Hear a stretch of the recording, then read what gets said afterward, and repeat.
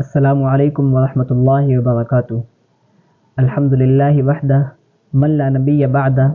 اما بعد، اعوذ باللہ من الشیطان الرجیم، بسم اللہ الرحمن الرحیم۔ قل الحمد للہ وسلام علی عبادہ الذین اصطفیٰ۔ محترم سامعین کرام، آج کے اس درس میں ہم یہ جانیں گے کہ صحابہ اکرام کسے کہتے ہیں اور صحابہ اکرام نے کتنی مشکلوں کا سامنا کیا اور انہوں نے کتنی تکلیفیں برداشت کی، کتنی قربانیاں دی اس دین اسلام کو ہم تک پہنچانے کے لیے۔ حافظ ابن حجر رحمہ اللہ فرماتے صحابہ کی تعریف یوں کرتے ہیں کہ صحابی اسے کہتے ہیں جس نے آپ صلی اللہ علیہ وسلم سے ایمان کی حالت میں ملاقات کیا ہو اور اسی پر وہ قائم رہا یہاں تک کہ اس کی موت آ گئی، چاہے اس شخص نے آپ صلی اللہ علیہ وسلم کی کسی احادیث کو روایت کیا ہو یا نہ کیا ہو، چاہے وہ آپ صلی اللہ علیہ وسلم کے ساتھ کسی جنگ میں شریک ہوا ہو یا نہ شریک ہوا ہو، اور چاہے اس نے آپ کو دیکھا ہو یا نابینا ہونے کی وجہ سے آپ کو نہ دیکھ پایا ہو، ہر اس صورت میں وہ صحابی کہلائے گا۔ لیکن اگر کوئی شخص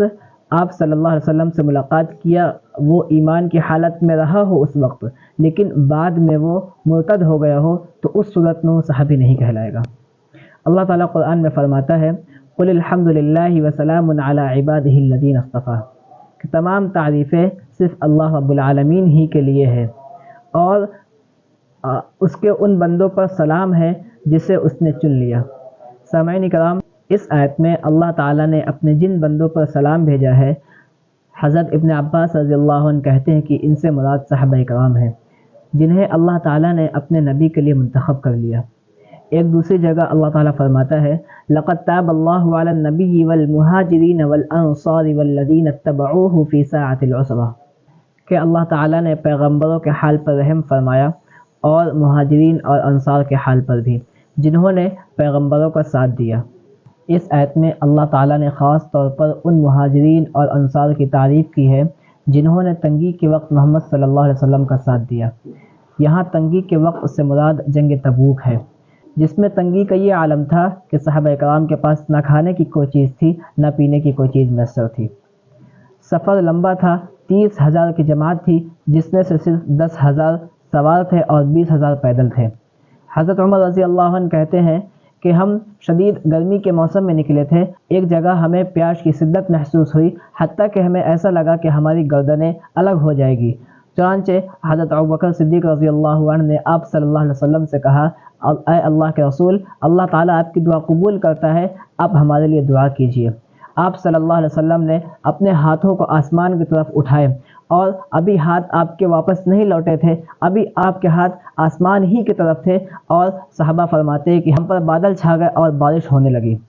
پھر تمام صحابہ اکرام نے اپنے اپنے برتنوں کو بھرا اور پھر وہاں سے روانہ ہوئے۔ جب وہاں سے روانہ ہوئے کچھ دور چلے تھے تو معلوم ہوا کہ بارش محض اسی جگہ پر ہو رہی تھی جہاں ہم لوگ موجود تھے، آگے بارش کا کوئی نام و نشان نہ تھا۔ میرے بھائیو، اللہ تعالیٰ اپنے اسی بندے کی مدد کرتا ہے جو اللہ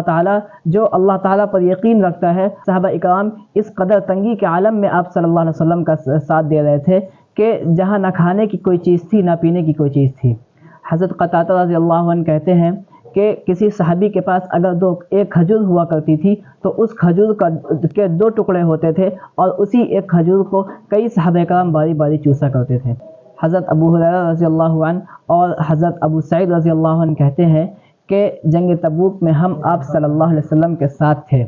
صحابہ اکرام اس قدر شدت بھوک میں مبتلا تھے کہ انہوں نے آپ صلی اللہ علیہ وسلم سے کہا اے اللہ کے نبی، اگر آپ مجھے اجازت دے دیں تو ہم اپنے اونٹوں کو ذبح کر لیں۔ چنانچہ آپ صلی اللہ علیہ وسلم نے اجازت دے دیا، لیکن حضرت عمر رضی اللہ عنہ آپ صلی اللہ علیہ وسلم کے پاس آئے، کہا اے اللہ کے نبی، اگر یہ اپنے اونٹ کو ذبح کر لیں گے تو ہمارے پاس سواریاں کم ہو جائے گی اور سواریاں ہمارے پاس پہلے ہی سے کم ہے، آپ ان کو منع کیجیے۔ آپ صلی اللہ علیہ وسلم نے ان کو منع کیا اور کہا کہ ایک بڑی سی چادر بچھاؤ اور جس کے پاس جو کچھ بھی کھانے کا سامان ہے وہ اس میں لا کر جمع کرو۔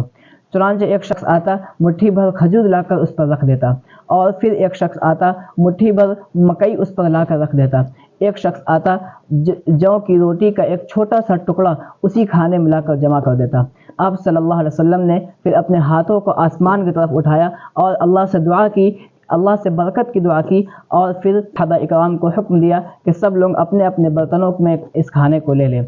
پھر فوج کے تمام افراد نے اس کھانے کو اپنے اپنے برتنوں میں لیا اور سب نے پیٹ بھر کے کھانا کھایا۔ آپ صلی اللہ علیہ وسلم نے فرمایا کہ میں گواہی دیتا ہوں کہ اللہ کے سوا کوئی معبود برحق نہیں اور میں اس کا رسول ہوں،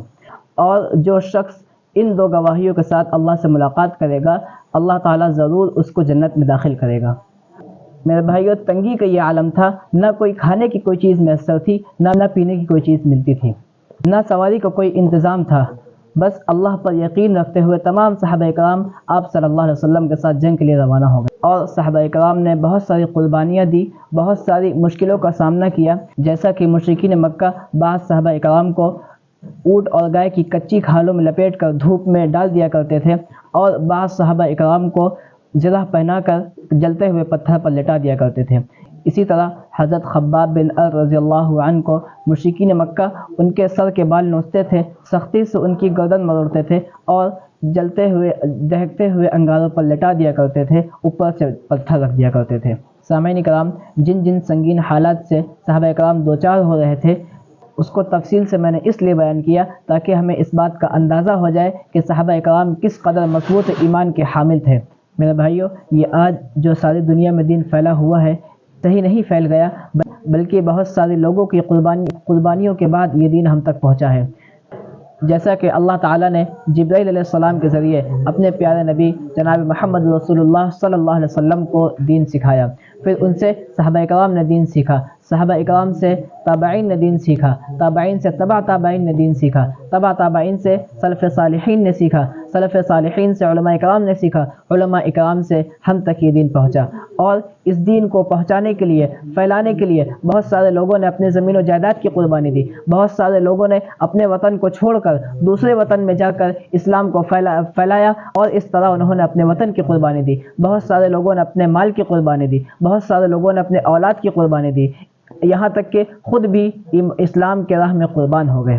میرے بھائیو، اب آپ ذرا سوچئے کہ ہم نے اسلام کے لیے کیا کیا ہے۔ اگر ہم صحابہ کرام جیسی قربانی نہیں دے سکتے تو کم از کم اپنے اندر سدھار پیدا کرے، اپنے لین دین کے معاملات کو ٹھیک کرے، اپنے اخلاق و عادات کو ٹھیک کرے، اپنے بول چال میں نرمی اختیار کرے، تاکہ اور لوگوں کو یہ پیغام مل جائے کہ اسلام ہمیں کیا سکھاتا ہے، اسلام کی تعلیم کیا ہے، اسلام کیسا مذہب ہے۔ اس لیے ہمیں چاہیے کہ ہم صحابہ اکرام جیسا پختہ ایمان اپنے اندر پیدا کریں، دین کے لیے اپنے آپ کو مضبوط کر لے کہ کتنی بھی پریشانیاں برداشت کرنا پڑے، کتنی بھی مشکلوں کا سامنا کرنا پڑے، لیکن ہم اپنے ایمان سے پیچھے نہ ہٹیں۔ اللہ تعالیٰ سے دعا ہے کہ ہم سب کو پختہ ایمان کا حامل بنائے، ہم سب کی ایمان میں مضبوطی پیدا کرے۔ آمین، والحمد للہ رب العالمین، والسلام علیکم۔